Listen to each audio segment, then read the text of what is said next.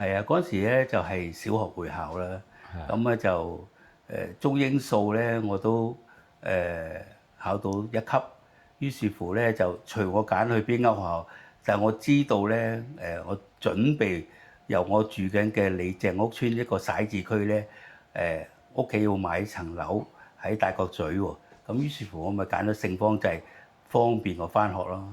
嚇。完全冇揀錯喎！我覺得一入到嚟咧，我已經好中意呢間學校。我第一個見面嘅老師咧，就唔係教我嘅，佢係一個校長。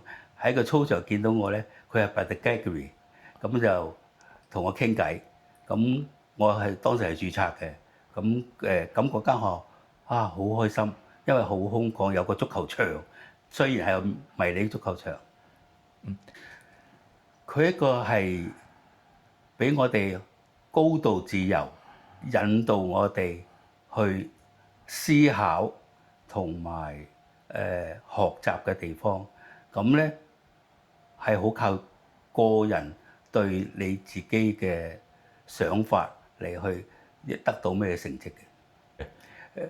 自律性係好高，因為佢俾你嘅自由，變咗佢根本係冇一個條規限定你，所以咧你如果自律咧就係好，你唔自律亦都對你自己當時係好。因為咧我當時咧就會考之前嗰一年咧，我讀到方科之後咧，屋企咧有啲事發生，咁我想唔考會考出嚟做嘢，幫助屋企即係供養我啲細佬妹㗎啦。但係咧讀咗4年啦，咁啊捱埋最後一年啦，就考埋會考就馬上咧都唔理成績啦，柯老都未考啦，就即刻睇報紙寫信俾南華早報啊，去周圍去應徵㗎啦。間公司係一間英國嘅紡織集團公司嚟嘅，咁當時就係香港東南亞嘅總部。因為我入去做 office boy 咧，咩事咧就做跑腿啊、送零件啊、周圍去啊。後來咧就因為我做完晒嘢，我就問佢哋仲有咩做啊？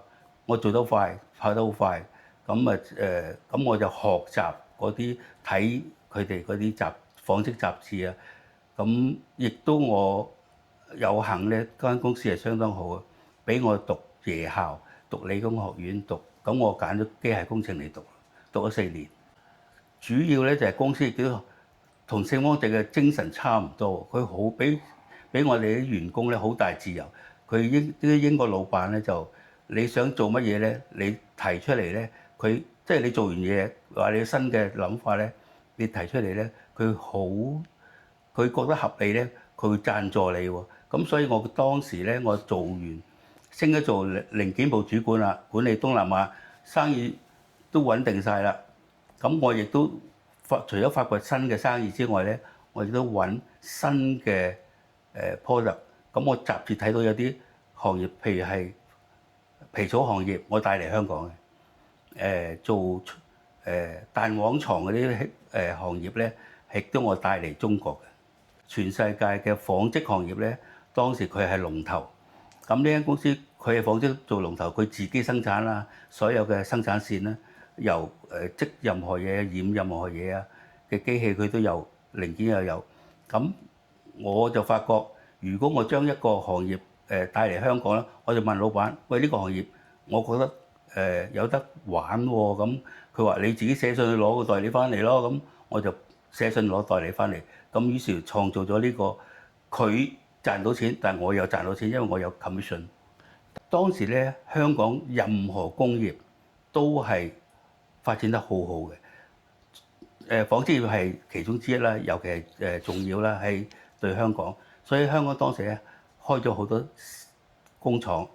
咁我由85年離開呢間公司之後咧，就創業咧，就因為紡織行業嗰個 quota 嘅問題。有啲大龍頭公司咧，就要攞啲機器翻嚟喺香港咧去生產嚟攞嘅 quota，因為 quota 好貴嘅。咁當時咧係大陸手搖機織完之後，好多人寄嚟香港，啲廠寄嚟香港之後咧攞香港嗰啲quota 出口。但係有啲廠因為美國嘅限制之下咧，等於而家一樣啦，佢好多嘢由以前到而家都係好限制。中國香港嘅，咁啊要攞 quota 咧就要由機器生產為標準。咁嗰啲大老闆咧就見我識咁多嘢，大家亦都溝通過嘅。當時好似有嗰啲名人嘅方剛啊、唐英年先生啊，咁佢哋咧就都需要啲機器喺香港嚟攞嘅 quota。咁我就幫佢哋揾啲舊機器翻嚟，我離開咗呢間公司，幫佢哋揾工廠揾呢啲機器翻嚟香港嚟啱美國嘅標準嚟做有生產嘅機器。唔係喎，因為針織機雖然佢超過百年歷史，有一個古仔咧就係話你好舊嘅機同好新機做嘅嘢都係一樣嘅，只不過新機咧係快啲，電腦化咗。咁而家咧，我哋將佢再包裝 upgrade 佢咧，佢而家唔單止嗱針織機係織衣服啊、毛衫啦、布啦，但係你將佢 upgrade 咗之後 ，software upgrade 咗，我二手機將佢再加啲嘢咧，佢織鞋面啦。而家你見到你着啲波鞋咧，可能唔係以前嘅做法啦，係針織機織出嚟㗎啦。啲袋啦，或者有啲新嘅 medical 嘅嘢咧，全部針織機創出嚟㗎啦。係呢啲係現代嘅針織機啦。哦，係㗎，因為咧如果你有創意咧，因為做個機器嘅製造商，佢做一台機出嚟咧，佢有咁嘅 function 去織嘢咧，但係佢織嘅嘢咧，未必係佢當初創造呢台機器嘅時候嘅諗法。香港嘅經濟環境咧，紡織業係好蓬勃，但係當時歐美咧就係收縮喎。佢哋咧因為人工貴，所以你漸漸咧佢哋啲機器就淘汰咗，擺埋喺貨倉度冇用㗎啦。咁我咁啱咧，香港同埋中國大陸咧就香港行先嘅，將個紡織業咧就將我哋叫做電腦化或者係機械化嗰個提花嘅工業咧，就將外國好多唔做嘅因為當時好多外國咧係俾銀行去借錢佢做，或者財務公司借錢俾佢哋，會計師樓去管佢哋數嘅。佢一做唔掂咧，咁佢啲機器就冇人要，機器咧就等於廢鐵。咁當時咧二手機咧就係一個令到香港發展一個好大嘅機會，因為新機係當時係好貴嘅。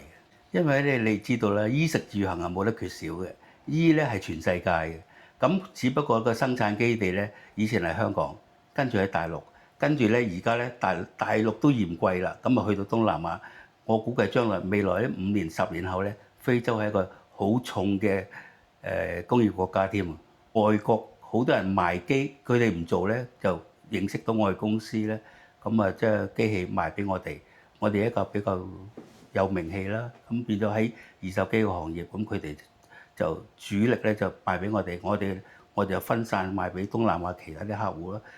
以前咧賣去中國為主，而家調翻轉啦，由中國收翻嚟啦，因為佢哋唔做，佢哋都做唔掂啦。咁我就賣翻去俾東南亞，甚至乎賣俾去係再遠再平啲工業、平啲生產嘅基地啦。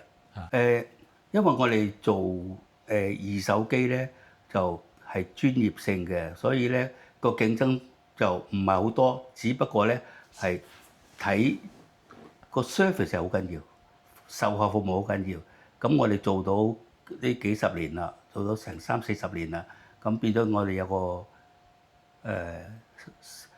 嗰個售後服務咧係主要係我哋成功嘅之一，同埋你個諗法，你將個客戶擴展，同埋等佢哋又賺錢，我哋又賺錢，先至會成功咯。好相似嘅，首先你要俾個空間自由，俾你自己去諗、去思考、去發展，有目的。